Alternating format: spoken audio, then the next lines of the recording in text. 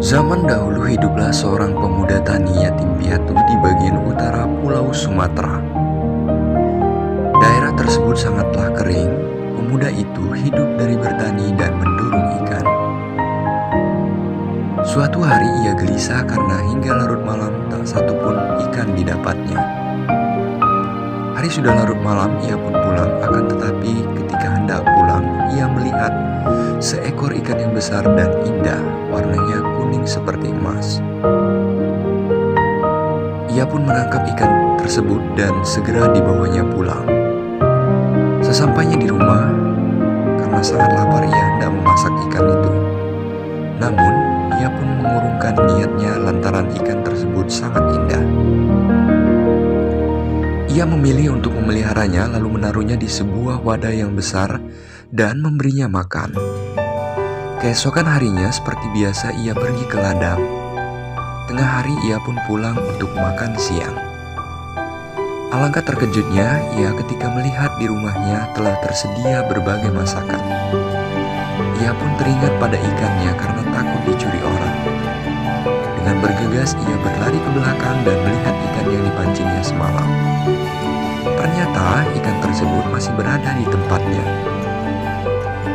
Ia sempat merasa heran dan berpikir tentang kejadian yang dialaminya siang ini. Namun karena perutnya sudah lapar, akhirnya ia pun menyantap dengan lahap semua masakan tersebut. Kejadian ini pun terjadi berulang-ulang. Akhirnya pemuda tersebut mempunyai rencana untuk menyelidiki kejadian yang sebenarnya. Apa yang terjadi selama ini di rumahnya? Suatu hari ia bersembunyi di antara pepohonan di dekat rumahnya. Setelah menunggu, ia memulai melihat asap di dapur. Lalu ia berjalan menuju belakang rumahnya untuk melihat siapa yang melakukan semua itu. Alangkah terkejutnya ia melihat seorang wanita yang cantik dan berambut panjang sedang memasak. Dengan perlahan ia memasuki rumah dan menangkap wanita tersebut. Ia berkata, "Hai wanita, siapakah engkau dan dari mana asalmu?" Wanita itu tertunduk diam dan mulai meneteskan air mata. Lalu pemuda itu pun melihat ikannya tak ada lagi yang berada di dalam wadah. Ia pun bertanya kepada wanita itu, "Hai wanita, kemanakah ikan yang ada di dalam wadah ini?" Wanita itu pun semakin menangis terseduh-seduh. Tetapi pemuda itu terus memaksa. Dan akhirnya wanita itu pun berkata, "Aku adalah ikan yang kau tangkap kemarin." Pemuda itu pun terkejut. "Hai wanita, maukah engkau menjadi istriku?" Wanita tersebut pun berkata, "Aku mau menjadi istrimu, tapi dengan satu syarat. Kelak jika anak kita lahir dan tumbuh, janganlah engkau katakan bahwa dirinya adalah anaknya Deke atau anaknya ikan." Pemuda itu pun menyetujui persyaratan tersebut dan bersumpah tidak akan mengatakannya. Kemudian mereka pun menikah. Pada akhirnya mereka mempunyai anak yang berusia 6 tahun. Anak mereka sangat nakal dan tak pernah mendengar jika dinasehati. Lalu suatu hari sang ibu menyuruh anaknya mengantar nasi ke ladang untuk ayahnya. Namun di tengah perjalanan ia terasa lapar. Ia membuka makanan yang dibungkus untuk ayahnya dan memakannya. Setelah kenyang ia pun kembali membungkusnya dan melanjutkan perjalanannya ke ladang. Sesampainya di tempat sang ayah, ia memberikan bungkusan tersebut kepada sang ayah.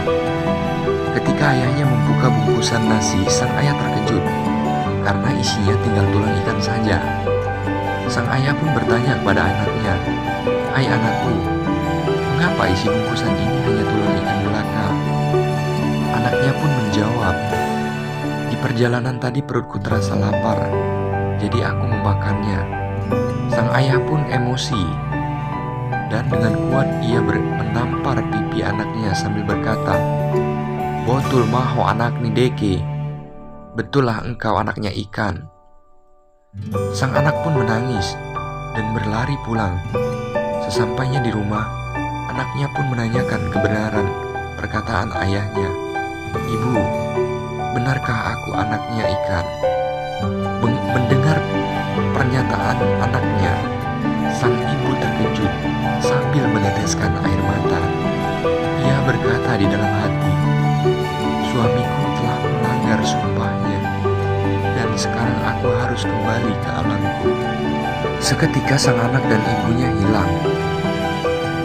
Dari bekas telapak kaki mereka mengalir air yang sangat deras, sehingga terbentuk sebuah danau. Danau tersebut diberi nama Danau Tuba, yang berarti danau tak tahu belas kasih. Akan tetapi karena orang Batak susah mengatakan Tuba, maka danau tersebut terbiasa disebut dengan Danau Toba.